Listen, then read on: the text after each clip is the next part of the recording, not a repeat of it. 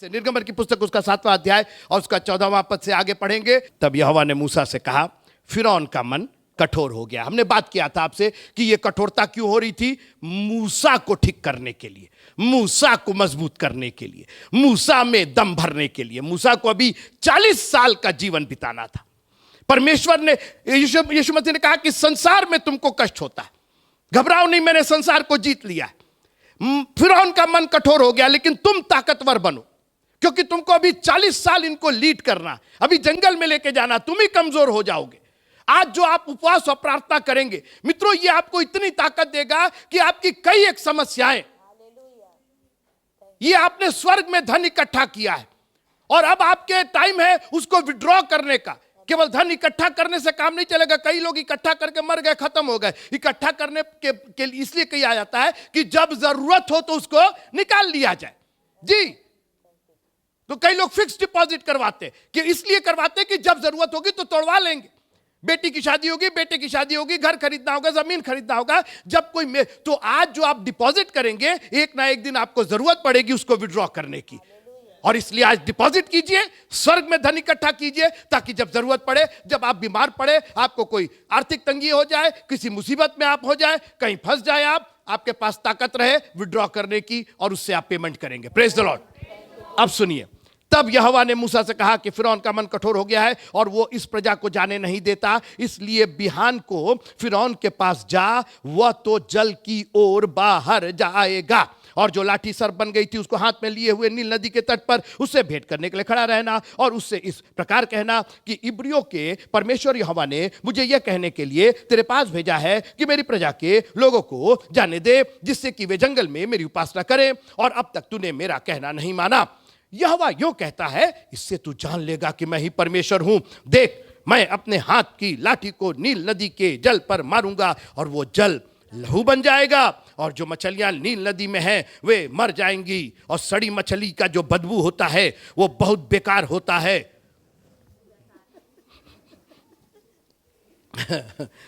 सड़ी मछली का बदबू बहुत बेकार होता है। कई बार हम लोग भी सड़ी मछली के गर्मी में नील नदी में मर जाएंगे। नील नदी बसाने, अच्छा लिखा भी है, नील नदी बसाने लगेगी ऑफ कोर्स। और नदी का पानी पीने के लिए सोचिए, आपको कोई मरी हुई मछली का पानी निकाल करके दे आपको, उसमें एक्वेरियम जो होता है उसमें मछली मर गई, और कोई एक गिलास का आप कहीं करिए जल्दी पानी पिला देना, कहीं रुके रुके एक्वेरियम में से निकाल करके मछलियां मर गई। पीने के लिए मिस्रियों का जी ना चाहेगा। फिर यहोवा ने मूसा से कहा, हारून से कह कि अपनी लाठी लेकर मिस्र देश में जितना जल है, अर्थात उसकी नदियां, नहरें, झील और पोखरे, सबके ऊपर अपना हाथ बढ़ा कि उसका जल लहू बन जाए। देखिए, 2 लोग चमत्कार कर रहे हैं। ये पहुंचे हैं नील नदी के किनारे और इनके भाई साहब कहाँ गए हैं? पोखरा, पोखरी। देख रहे हैं, खुदा 2 तरीके से काम कर रहा है। खाली नील नदी, सब मान ली नील नदी का पानी बसाने लगा, बेकार हो गया, सब लोग भागे पोखरा पर। कोई मोती पोखरा भागा, कोई कौन कौन पोखरा है यहाँ पर? असुरन पोखरा, जी, खरैया पोखरा, खरैया, आसू भाई खरैया पोखरा भाग गए। लेकिन मालूम है खरैया पोखरा में भी कुछ नहीं है, वहां पर भी बसा रहा है। अरे उनका तो और बसा रहा है खरैया पोखरा। देखें गए कि नहीं उधर, दुर्गंध के मारे। देखिए लिखा है, आगे पढ़िए। अच्छा, नहरें, झीलें, पोखरे, सब के ऊपर अपना हाथ बढ़ा कि उनका जल लहू बन जाए, और सारे मिस्र देश में काठ और पत्थर दोनों भांति में जल पात्रों में लहू लहू हो जाएगा। अब सुनिए, 2 जगह क्यों किया परमेश्वर ने? पोखरा पोखरी को क्यों किया? क्योंकि नील नदी अक्सर लाल हो जाती थी। उसके अंदर एक एलजी बोलते हैं, एक प्रकार की घास उसके अंदर उगती है जो लाल रंग की होती है। तो वो घास कभी कभी बढ़ जाती थी तो वो लाल रंग की हो जाती थी। ठीक, अब परमेश्वर ने कहा कि तुम लोग तो सोचोगे अरे ये तो एलजी उगी है, ये घास उगी है, तो नील नदी जो है वो लाल रंग की हो गई। परमेश्वर ने कहा ओके मूसा, तुम तो नील नदी को लहू बनाओ। और याद रखिएगा, वो एलजी पोखरों में नहीं होती है, वो नदी तालाब में वो एलजी नहीं होती, वो केवल नील नदी में होती थी। तो परमेश्वर ने कहा कि तुम लोग सोचोगे कि यहां तो घास उगी है इसलिए लाल हो गया, इसका पानी बसा रहा है, मैं पोखरों में भी लाल करूंगा। तुम लोग जो अपना एलजी कर रहे हो, जो घास कर रहे हो, मैं वहां पर, क्योंकि ये तुम्हारा चमत्कार नहीं है, ये मेरा चमत्कार है, ये मेरी ताकत है। आप है मेरे साथ? सारे आधा तो मिस्र में तो पता चल ही गया था कि जंतर मंतर से कुछ होने वाला नहीं है। हाँ, जंतर मंतर किए थे, अजगर बनाए थे, सांप बनाए थे, सांप निकल गए। अब परमेश्वर ने कहा अब एक और काम करो, अब नील नदी को भी मारो। अब सुनिए, देखते देखते नील नदी के जल पर मारा और नदी का सब जल लहू बन गया। हाँ, एलजी पेलजी नहीं, लहू बन गया। और नील नदी में जो मछलियां थी वे मर गई और नदी में से दुर्गंध आने लगी हैं। और मिस्री लोग नदी का पानी ना पी सके और सारे मिस्र देश में लहू हो गया। तब मिस्र के जादूगरों ने भी अपने तंत्र मंत्रों से वैसा ही किया। ओ तरीके, तो अभी फिरौन का मन हटीला हो गया। ये भाई तुम लोग तो खुदे, मिस्र के जादूगरों ने भी अपने तंत्र मंत्रों से वैसे ही किया। क्या किया? तुम लोग भी लहू बना दिए। देखिए, ये जो अंतर मंतर जंतर वाले हैं, ये आप ही के जीवन को दुखी करेंगे। 200 रुपया यहां रख दीजिए, 500 रुपया यहां रख दीजिए, गहना उतार के दे दीजिए, बाली उतार के दे दीजिए, चूड़ी उतार के दे दीजिए, इस गमछा में रख दीजिए, बांध दीजिए, हमारा झोले में रख दीजिए और हम चल देंगे। ये जंतर मंतर कर रहे हैं, डंडा घुमा रहे हैं। ये सोचिए आप, इसको आप सोचिए, मिस्र के जादूगरों ने भी वैसा ही क्या किया भैया तुम लोगों ने? तुम लोग भी लहू बना दिए। अरे तुम लोग को तो रिवर्स करना था ना। उस लहू को अगर पानी बनाते, तुमने भी लहू बना दिया, तुम तो और बेकार निकले। तो अभी फिरौन का मन हटीला हो गया और यहोवा के कहने के अनुसार उसने मूसा और हारून की ना मानी। फिरौन ने इस पर भी ध्यान नहीं दिया। अच्छा, और मुंह फेर के अपने घर में चला गया। हाँ, और तब मिस्री लोग पीने के जल के लिए नदी के आसपास खोदने लगे, क्योंकि वे नदी का जल नहीं पी सकते थे। और जब यहोवा ने नील नदी को मारा था, तब से 7 दिन हो चुके थे। 2 घटना बता करके हम आज बंद करते हैं 8वां अध्याय। और तब यहोवा ने फिर मूसा से कहा, फिरौन के पास जाकर कह, यहोवा तुझसे इस प्रकार कहता है कि मेरी प्रजा के लोगों को जाने दे, जिससे वे मेरी उपासना करें। और यदि उन्हें जाने ना देगा तो सुन, मैं मेंढक भेजकर तेरे सारे देश को हानि पहुंचाने वाला हूं। और नील नदी मेंढकों से भर जाएगी और वे तेरे भवन में और तेरे बिछौने पर और तेरे मम्मी मम्मी मेंढक आ गया, और तेरे कर्मचारियों के घरों में और तेरी प्रजा में, अरे चुप रहो, मेरी चद्दर पर भी चढ़ गया, मेरी रजाई में घुस गया, और तेरी प्रजा पर, तेरे तंदूरों में, कटोतियों पर, मेम साहब ये मेरे किचन में भी आ गया है, और रोटी में भी घुस गया है, और आटे में भी आ गया है, और चावल के डिब्बे में भी आ गया है। जी, आप हैं मेरे साथ? आमीन आमीन। सुनते रहिए। तंदूरों और कठौती, तंदूरी तो कोई खिलाए ना हमको अभी इस वक्त, पता नहीं मेंढक वेंढक हो उसके अंदर। तंदूरों और कठौती में भी चढ़ जाएगा, और तुझ पर और तेरी प्रजा और तेरे कर्मचारियों सबों पर मेंढक चढ़ जाएंगे। अभी सुनिए, अब मैं पढ़ दे रहा हूं, उसके बाद मैं बता रहा हूं कि ये क्या रहा था। फिर यहोवा ने मूसा को आज्ञा दी कि हारून से कह दे कि नदियों, नहरों, झीलों के ऊपर लाठी के साथ अपना हाथ बढ़ाकर मेंढकों को मिस्र देश पर चढ़ा ले आए। आओ आओ आओ मेंढक, चल चल चल चल। सोचिए हारून जो है वो मेंढकों को आग रहा, मेंढक पुदुक पुदुक के पुदुक पुदुक के मम्मी हम आगे जाएंगे, हम फिरौन के बिस्तर पे चढ़ेंगे। हाथ बढ़ाकर मेंढकों को मिस्र देश पर। बाप रे बाप, हाँ, पूरा शहर तो, पूरा देश तो मेंढक हो गया था। तब हारून ने मिस्र के जलाशय के ऊपर हाथ बढ़ाया और मेंढकों ने मिस्र देश पर चढ़कर उसे छा लिया। अरे बाप रे बाप, खबरदार, आप तंत्र मंत्र के चक्कर में रहेंगे तो जो मेंढक नहीं है वो भी चले आएंगे आपके घर में। हाँ, जो बीमारी नहीं है वो भी चली आएगी। मैं बहुत प्रैक्टिकल बात कर रहा हूं। हम लोग जो तंत्र मंत्र के चक्कर में रहते हैं, सब लूट जाएगा, बर्बाद हो जाएंगे, मृत्यु के नजदीक चले जाएंगे आप, क्योंकि ये यही करेंगे। ये आप बोलिए, तुम लोग को मेंढक भगाना है तो तुम और 2-4 ठो मेंढक उसके अंदर डाल दिए। हालेलुया। मुझसे मेरी प्रजा। अच्छा, तब फिरौन ने मूसा और हारून को बुलाकर कहा, यहोवा से विनती करो कि मेंढकों को मुझसे और मेरी प्रजा से दूर करे, और मैं इस्राएली लोगों को जाने दूंगा। हा, क्या बात है, जिससे वे यहोवा के लिए बलिदान करें। तब मूसा ने फिरौन से कहा, इतनी बात पर तो मुझ पर तेरा घमंड रहे। अब मैं तेरे और तेरे कर्मचारियों और प्रजा के निमित्त कब विनती करूं कि यहोवा तेरे पास से और तेरे घरों में से मेंढकों को दूर करे और वे केवल नील नदी में पाए जाएं। अभी सुनते रहिएगा, ये अंडरलाइन कीजिएगा अगर जरूरत पड़े, कि वे केवल नील नदी में पाए जाएं। उसने कहा कल। सोचा कि और ट्राई कर लें थोड़ा सा। उसने कहा तेरे वचन के अनुसार होगा, जिससे तुझे यह ज्ञात हो कि हमारे परमेश्वर यहोवा के तुल्य कोई दूसरा नहीं। अब सुनिए, नील नदी और मेंढक इनके दो, नील नदी इनकी देवता थी, इनके ईश्वर थे।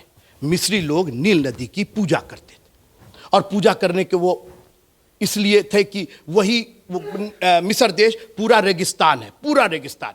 केवल नील नदी जहां से बहती है वहीं पर हरियाली पाई जाती है। वहीं से नहरें निकाल करके ये फसल को देते थे, और पीने का पानी, देखा ना आपने, वो पीने का पानी था उनका। पहला हुक्म क्या है? तू मुझे छोड़ दूसरे को ईश्वर करके ना मानना। यही बताना चाहता था हमारा परमेश्वर यहोवा। तुम्हारी नील नदी कोई परमेश्वर नहीं, कोई देवता नहीं है। यहां देवता तो हम हैं, यहां परमेश्वर हम हैं, यहां परमेश्वरों के परमेश्वर हम हैं। I am the king of kings and lord of lords. राजाओं का राजा, प्रभुओं का प्रभु मैं हूं। मैं तुमको चंगा कर सकता हूं, मैं तुमसे प्यार कर सकता हूं, मैं तुमको आजादी दे सकता हूं, मैं तुमको खाना खिला सकता हूं, मैं ही तुम्हारे लिए सब कुछ कर सकता हूं, सेवा मेरी करो। नील नदी को इन्होंने अपना सब कुछ बना रखा था। बोले कराओ अपनी नील नदी को, पियो पानी अपनी नील नदी का, देखें कितना पानी पी सकते हो। पूरी की पूरी नील नदी, उत्तर से लेकर दक्षिण और दक्षिण से लेकर के उत्तर, पूरी नील नदी लहू बन गई। एक एक ताल पोखरे को लहू बहा कर रख दिया। और याद रखिएगा, परमेश्वर ने सबसे पहले तो अजगर को अपने कंट्रोल में किया, सांप को अपने कंट्रोल में किया। आप है मेरे साथ? उत्पत्ति की पुस्तक में क्या हुआ था? कौन आया था हवा को बहकाने के लिए? केचुआ आया था। सबसे पहले तो सांप को कंट्रोल किया, क्योंकि सांप का जो, अब देखिए परमेश्वर अपने उद्धार का रास्ता कैसे खोल रहा है। जो सांप छुट्टा घूम रहा था बागे अदन में और बहका रहा था और ये कर रहा था, फल खा लो और ये हो जाओगे, परमेश्वर ने कहा अब नहीं, अब नहीं मूसा, अब ये कंट्रोल में रहेगा। दुष्टात्माओं को यीशु मसीह से पूछना पड़ा, आपकी आज्ञा हो तो सुअरों में चले जाए। हम लोग कहां जाएं? अरे नरक में जाओ, हमसे क्या मतलब है। सोचिए आप, दुष्टात्माएं भी उनके कहने में थी, वो भी आकर के पूछ रही हैं चले जाएं, आज्ञा, तू हमें आज्ञा दे कि हम सुअरों में चले जाएं। जाओ मरो तुम लोग।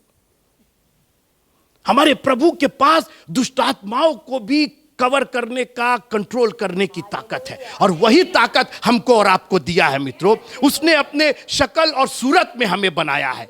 आओ हम मनुष्य को अपनी समानता में, अपनी सूरत में बनाएं। आपके पास भी वो अधिकार होना चाहिए। भूत से डर गए, दुष्टात्मा से डर गए, कहीं कुछ नहीं। सबसे पहले सांप को कंट्रोल किया, और आपको याद होगा उत्पत्ति की पुस्तक उसके पहले अध्याय में एक और चीज कंट्रोल की हुई थी पूरी दुनिया को। किस चीज ने कंट्रोल किया हुआ था? और सारी पृथ्वी पर क्या मंडराता था? गहरे जल के ऊपर क्या था? वहां पर गहरा जल था, पानी पानी था। तो परमेश्वर ने दूसरा काम जो किया वो पानी को कंट्रोल किया। आप देखते जाइए परमेश्वर एक के बाद एक कैसे अपनी ताकत, अपने आप को इस्राएलियों पर, मिस्रियों पर जाहिर कर रहा है कि हमने शैतान को कंट्रोल किया, अब इस जल को भी कंट्रोल करना हम जानते हैं। मैं वही परमेश्वर हूं। उत्पत्ति 1 और 1 का मैं परमेश्वर हूं। मेरी आत्मा जल के ऊपर मंडराती थी, और मैंने कहा कि जल अलग हो जा, तो जल अलग हो गया। और आज भी ये जल मेरे कहने से मूसा लहू बन जाएगा। आज भी ये कंट्रोल में है। आप हैं मेरे साथ? नूह के जमाने में परमेश्वर ने कुछ और नहीं इस्तेमाल किया। क्या इस्तेमाल किया? जल का इस्तेमाल किया। जब परमेश्वर ने चाहा तो जल बढ़ा, और जब परमेश्वर ने पुरवैया चलाई तो जल घट गया। God has everything in control. Nile नदी को ये अपना देवता मानते थे। तो आप कहिएगा फिर मेंढक को भी अपना देवता मानते थे? ना, ये नील नदी में पाए जाने वाले घड़ियालों को अपना देवता मानते थे। अब बड़े बड़े घड़ियाल, उसमें इतने घड़ियाल नील नदी में कि नाव से अगर पार करना है तो लाठी से मार मार करके हटाना पड़ेगा, तो नील नदी में आप पार करेंगे। नावें घेर लेते हैं सब, इतने घड़ियाल। और वो घड़ियाल सारे मेंढकों को चबा जाते थे, खा जाते थे। तो नील नदी में एक भी मेंढक नहीं पाया जाता था। और ये बड़ा गर्व करते थे, घड़ियाल का बड़ा बड़ा मूर्ति बनाते थे, बड़ा बड़ा फेस्टिवल होता था, घड़ियाल फेस्टिवल होता था, मगरमच्छ फेस्टिवल होता था। आज भी हमारे देश में जानवरों की पूजा होती है, हाथी है, चूहा है, बिल्ली है, सबका पूजा होता है। तो ये घड़ियाल की पूजा करते थे कि हमारी नदी को साफ रखते, इनकी वजह से मेंढक नहीं आते हैं। परमेश्वर ने कहा कि देखे तुम्हारे घड़ियाल कितना खाते हैं। सब आप हैं मेरे साथ? अपने घड़ियाल पर अगर इतनी ताकत है तो खिलाओ तुम मेंढकों को, और हम मेंढक भेज रहे हैं। कोई है मेरे साथ? आपकी जिंदगी में कितने भी घड़ियाल हों, हमारा प्रभु सबसे महान है।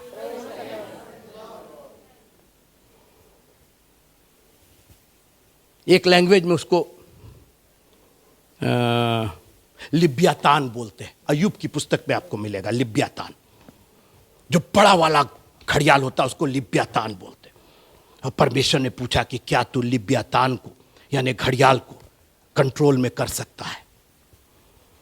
परमेश्वर वहीं से लेके आ रहा था। ये निर्गमन की पुस्तक से अय्यूब से पूछा था। अय्यूब तुमने पढ़ा होगा, निर्गमन की पुस्तक पढ़े हो ना, जो मूसा ने लिखा है कि कैसे मैंने घड़ियालों को बिल्कुल नेस्त नाबूद कर दिया, उनकी बेइज्जत करके रख दिया। खाओ जितने, कितना तुम देखे कितना तुम्हारे में ताकत है, बहुत बड़े तुम ईश्वर बने हुए, बहुत बड़े देवता बने हुए, खाओ तुम कितना खा सकते हो। हमारे परमेश्वर ने उनकी चीजों का मखौल उड़ाया।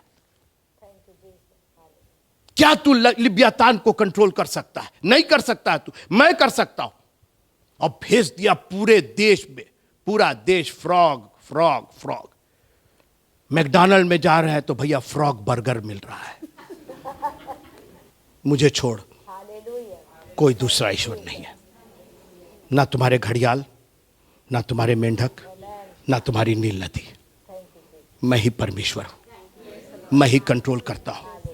और जिस पर मैंने अंडरलाइन किया, परमेश्वर ने कहा बिल्कुल ठीक, हर जगह से मेंढक हटा देंगे, नील नदी में रहेंगे।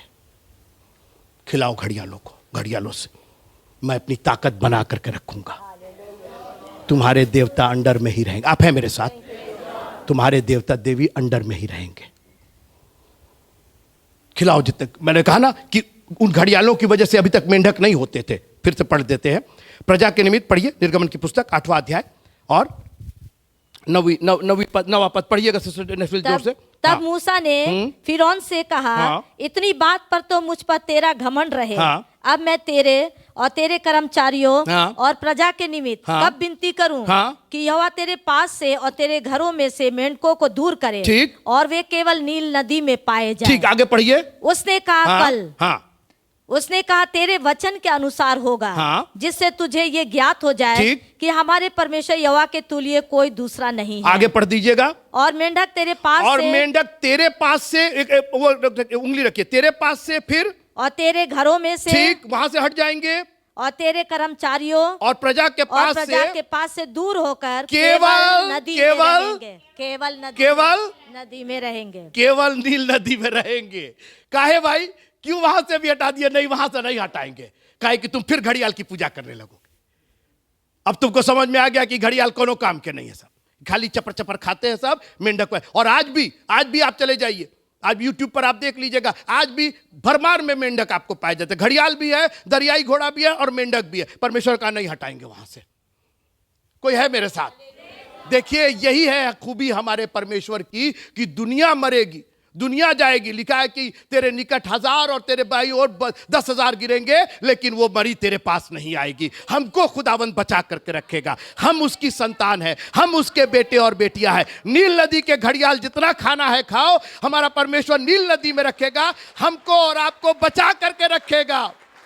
उसने आपको मूसा और हारून की आत्मा दी है मित्रों, फिरौन का सामना करने की आत्मा दी है, क्योंकि हम और आप किसी दूसरे को नहीं, अपने परमेश्वर यहोवा को मानते और उसी को जानते और उसी की आराधना करते हैं। अपनी आंखों को बंद कीजिएगा। हालेलुया। प्रभु तेरा धन्यवाद हो, तेरा धन्यवाद हो खुदावंद कि आज आपने मूसा और हारून की आत्मा हमारे में भेजी। आपने वो विश्वास दृढ़ किया हमारा। हालेलुया। प्रभु जी, हमें नहीं मालूम था कि हम कौन है, हमें नहीं मालूम था कि आपने कहा था कि तुम नहीं जानते कि तुम किस आत्मा के हो। प्रभु जी तेरा धन्यवाद हो कि आज आपने रिमाइंड हमें कराया कि हम उस आत्मा के हैं जो परमेश्वर की आत्मा है। हालेलुया। हम पवित्र आत्मा की चलाए चलते हैं। हम घोर अंधकार से भरी हुई तराई में होकर के चलेंगे, लेकिन हानि से ना डरेंगे, क्योंकि तू हमारे साथ है।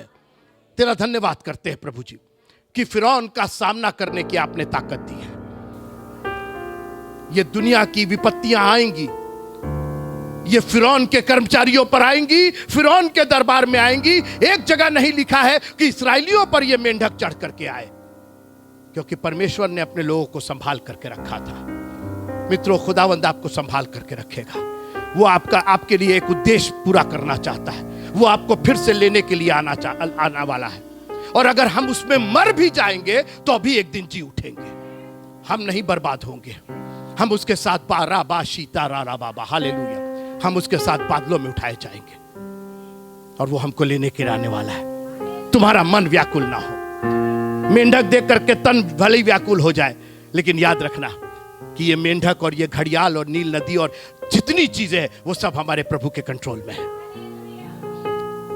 ये कौन व्यक्ति है कि पानी और आंधी भी इसकी आज्ञा मानते हैं? अरे ये वही है जिसने इनको पैदा किया है। ये कौन व्यक्ति है जो नील नदी और मेंढकों और सब पर काबिज है? ये हमारा राजाओं का राजा और प्रभुओं का प्रभु है। Thank you Jesus. थोड़ी देर के लिए धन्यवाद की दुआ कर लीजिएगा। प्रभु जी तेरा धन्यवाद हो, उस आत्मा के लिए तेरा धन्यवाद हो, हमारे विश्वास को बढ़ाने के लिए तेरा धन्यवाद हो। तेरा वचन कितना जीवित पर वचन है प्रभु जी। हम तो सोचते थे ये सिर्फ मूसा और हारून की कहानी है, आज पता चला ये तो मेरे जीवन की कहानी है। आज पता चला कि हमें अपने फिरौन का सामना करने के लिए ये आत्मा दी है प्रभु जी। आज आपने हमारे विश्वास को और भी दृढ़ किया है और इसके लिए हम तेरा धन्यवाद करते हैं।